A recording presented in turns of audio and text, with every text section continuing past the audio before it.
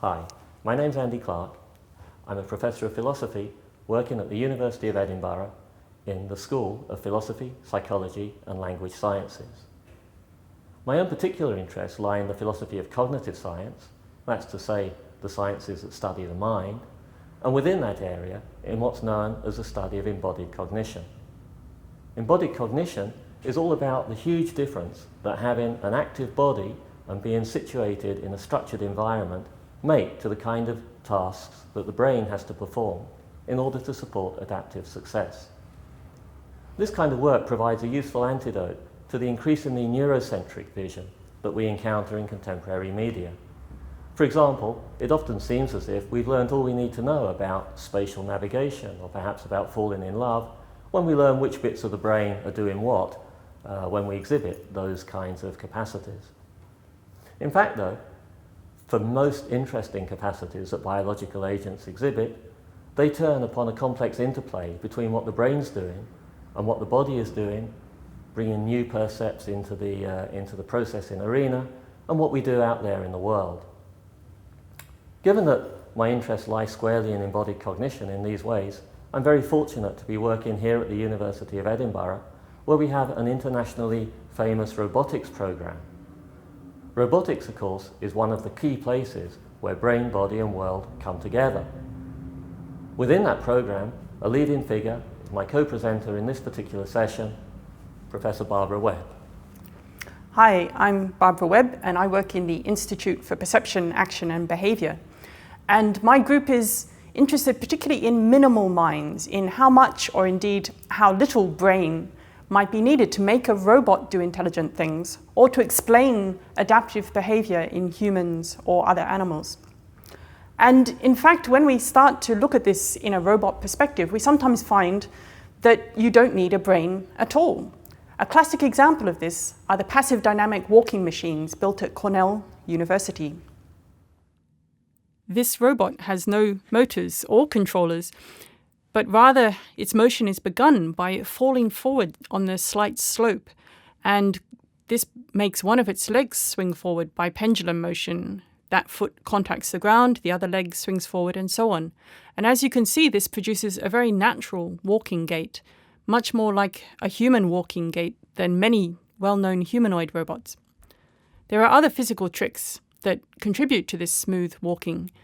Just like humans, there's a knee structure that stops the leg bending forward but allows it to bend backwards, providing foot clearance during the swing. The feet themselves are curved to make each step smooth, and there is a counterbalancing swing of the arms. So, understanding and actually building the physical system tells us more about how we walk than trying to introspectively think about how we move our legs, swing the foot forward, etc. And in fact, trying to think about how you walk tends to make you walk worse. You should try that for yourself. So the first message really is that taking the physical into account is always important. But on the other hand, obviously there is something going on inside us when we walk. There's lots of unconscious sensory processing, picking up the visual cues, the feedback from our feet about what we're walking over so that we can handle difficult terrain, go up steps, avoid obstacles. But of course, there's also inside us some intention. We're walking somewhere for some reason. So are we then more than just machines? As a philosopher working in this area, I feel like it's my duty at this point just to pause to remind ourselves of how strange and interesting the mind and the mental really are. If you think about a volcano when it erupts, it just does what it does. It's just part of the physical order, behaving in a way that doesn't seem to require us to think about what it believes, what it hopes, what it desires, not even what it perceives. When the volcano erupts and interrupts my family vacation, I don't think that the volcano planned to erupt on that day, believed that I was starting the vacation that day, desired to interrupt my vacation. On the other hand, when I go to the fridge to get a beer, you may watch my behaviour and say, Andy believed there was a beer in the fridge, desired to drink the beer, and so went to the fridge. Similarly, when I observe the behaviour of my cat chasing a mouse, I think, hey, my cat perceived the location of the mouse, in some sense desired to catch and eat the mouse, and engaged in a very successful piece of predatory behaviour. So even at those low levels, it seems as if to understand perception and action in a natural order, we need to understand how creatures can exhibit seemingly sensible bits of behavior on the basis of information that they take in from the world. In that sense, they seem to be fundamentally unlike volcanoes, and therefore it's not quite so clear how many neat tricks we need to understand how that kind of behavior can be produced. Indeed, most humans, animals, and robots do use perception of the world to perform their complex tasks. But we should resist the urge to assume that that means something really complicated is going on inside the animal, that it has to make an explicit plan about what's out there in the world and what it needs to do. Very often we find it's still the case that embodiment can solve much of the problem and simplify the problem that the mind is left with to solve.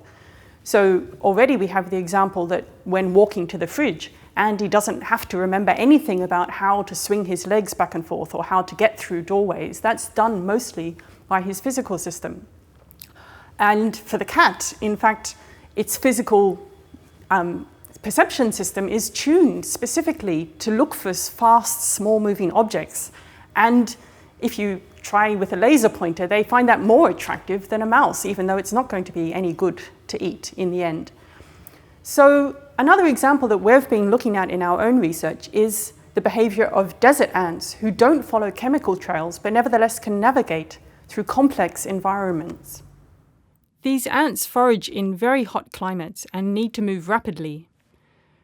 They use a combination of navigation strategies that include dead reckoning and visual memory.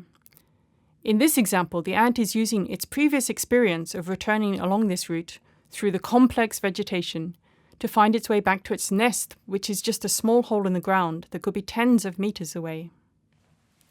Up till now, it has been assumed that ants and other creatures would have to recall each of the positions along a route to decide where to go next. But in fact, the behavior can be mimicked by a robot that never knows where it is. Instead, it simply alters the size of its zigzag proportionally to how unfamiliar its current heading appears. In other words, if things look familiar, it is probably heading the right way and can continue straight on. If they don't look familiar, it should swing around until it sees some view that it saw before and head that way. In fact, it doesn't even distinguish individual objects as objects, but just processes its low-resolution vision as a direct holistic memory, simply classifying everything it sees at the moment as, yes, I've seen this before, or no, this is unfamiliar. Note that this whole method exploits the fact that ants walk forwards, and so the direction in which it views a scene and stores that scene in memory is the same direction that it needs to take to repeat the route. Actually, the ant has a number of other adaptations that allow it to find its way efficiently.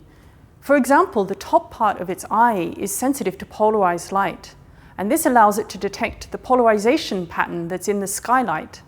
From this, it can actually deduce the position of the sun, even when the sun is not visible, if it's hidden by clouds, for example, and use this as a very reliable compass cue so that it can go in the direction that it has recalled and learnt. Biology is actually full of examples like this, where the physical structure is actually designed to solve the problem for us, and we can use those things in robotics as well.